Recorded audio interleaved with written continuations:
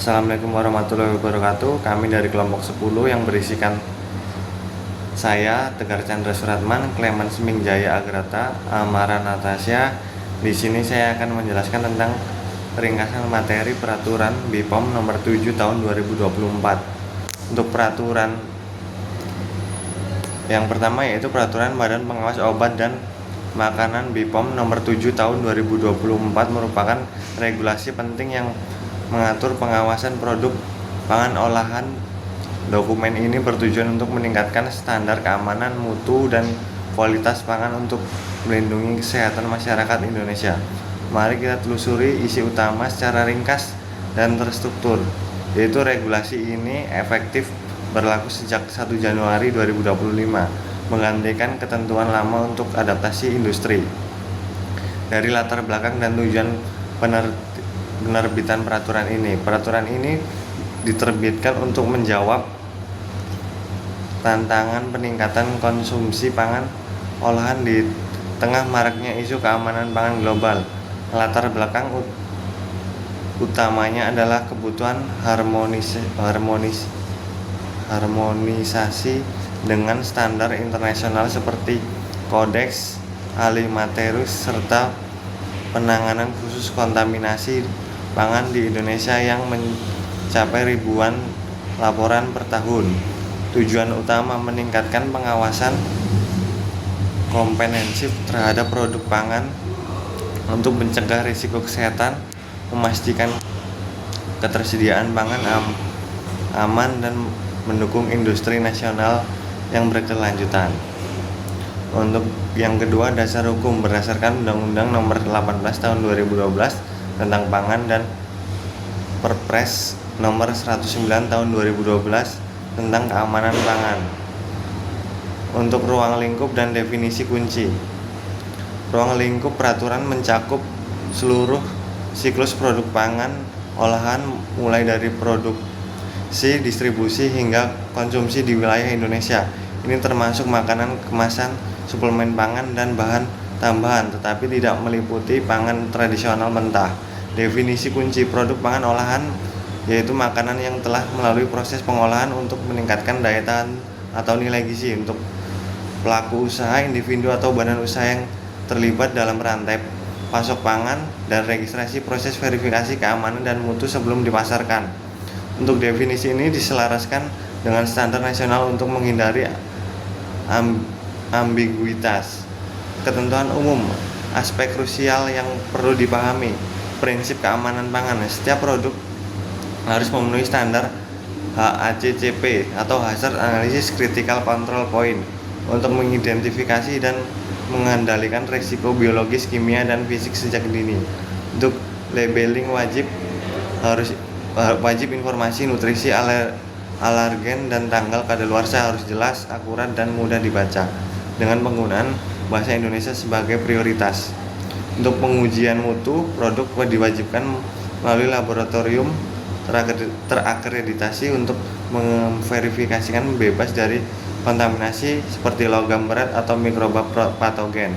Aspek ini menjadi fondasi bagi seluruh regulasi, menekankan tanggung jawab bersama untuk melindungi konsumen dari bahaya pangan tidak layak konsumsi. Untuk selanjutnya akan dibacakan oleh teman saya. Selamat malam. Di sini saya akan melanjutkan tentang perizinan dan persyaratan registrasi produk. Proses perizinan dirancang efisien melalui sistem online BPOM untuk mempercepat akses pasar bagi pelaku usaha.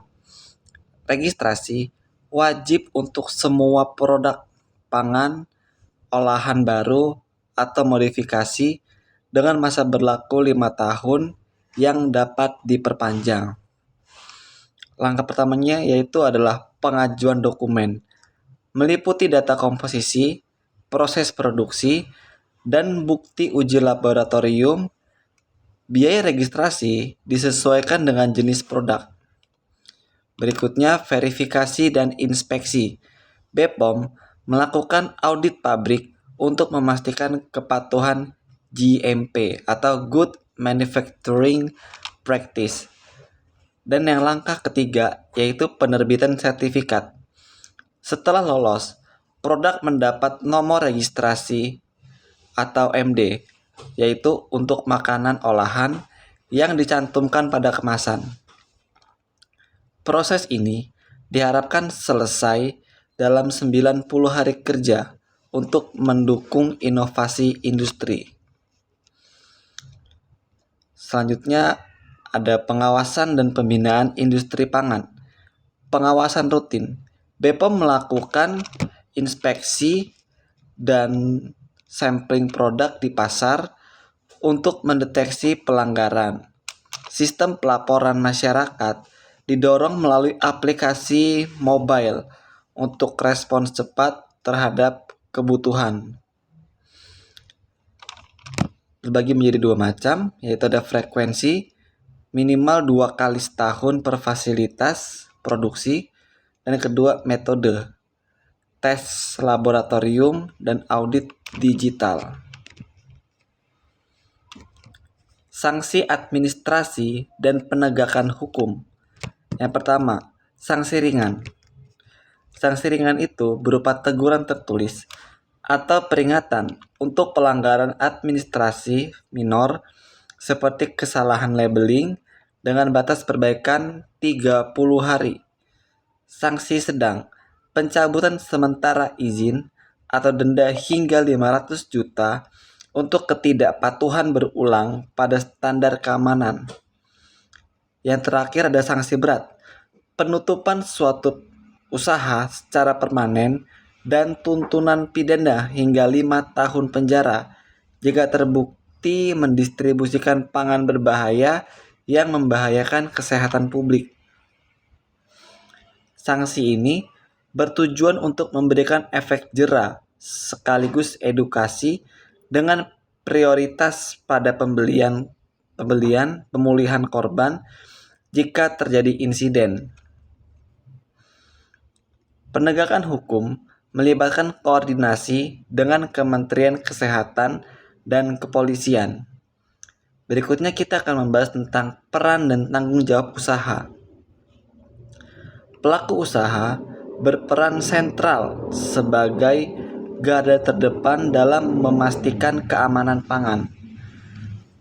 Mereka wajib menerapkan sistem manajemen mutu internal dan melaporkan segala perubahan formula produk kepada BPOM. Selanjutnya kita akan membahas tentang tanggung jawab produksi, yaitu menerapkan good manufacture practice dan melatih karyawan secara berkala untuk mencegah kontaminasi. Berikutnya, pelaporan dan transparansi. Melaporkan insiden pangan dalam 24 jam, menyediakan traceability dari bahan baku hingga konsumen akhir. Dan yang terakhir itu kerjasama dengan pemerintah. Berpartisipasi dalam program audit bersama dan inovasi pangan aman untuk mendukung ketahanan pangan nasional. Dengan memiliki peran ini, pelaku usaha tidak hanya menghindari sanksi dan inovasi pangan, aman untuk mendukung ketahanan pangan nasional. Dengan memenuhi peran tadi, pelaku usaha tidak hanya menghindari sanksi, tapi juga membangun kepercayaan konsumen dalam jangka panjang. Baik. Peran dan tanggung jawab pelaku usaha. Pelaku usaha berperan sentral sebagai garda terdepan dalam memastikan keamanan pangan. Mereka wajib menetapkan sistem manajemen mutu internal dan melaporkan segera perubahan formula produk ke BPOM. Tanggung jawab produksi, menetapkan GMP dan melatih karyawan secara berkala untuk mencegah kontaminasi. Pelaporan dan transparansi, melaporkan insiden pangan dalam 24 jam dan menyediakan dari bahan baku hingga konsumen akhir. Kerjasama dan pemerintah, berpartisipasi dalam program audit bersama dan inovasi pangan aman untuk mendukung ketahanan pangan nasional. Dengan memenuhi peran ini, pelaku usaha tidak hanya menghindari sanksi, tapi juga membangun kepercayaan konsumen jangka panjang. Dampak implementasi peraturan bagi konsumen dan industri. Yang pertama itu konsumen, itu ada health protection, terus reduced fraud risks. Yang kedua itu ada industri, itu ada compliance costing, market. Kesimpulan dan langkah selanjutnya. Peraturan BPOM No. 7 Tahun 2024 menandai komitmen kuat pemerintah dalam menjaga keamanan pangan nasional dengan ketentuan yang komparatif. Regulasi ini akan melindungi konsumen sambil mendorong inovasi industri. Kesimpulannya, kepatuhan adalah kunci sukses bersama untuk pangan berkualitas tinggi. Langkah segera. Pelaku usaha segera menyelesaikan operasi dengan registrasi online. BPOM mulai 01/2025. Monitoring jangka panjang. Evaluasi tahunan oleh BPOM untuk menyesuaikan regulasi berdasarkan feedback industri dan konsumen. Ajak berpartisipasi. Semua pihak diajak kontribusi melalui pelaporan dan pelatihan untuk mencapai target nol. Insiden pangan berbahaya. Hubungi BPOM untuk konsultasi lebih lanjut bersama wujudkan Indonesia bebas pangan beresiko. Sekian dari saya dan teman-teman saya akhiri. Wassalamualaikum warahmatullahi wabarakatuh.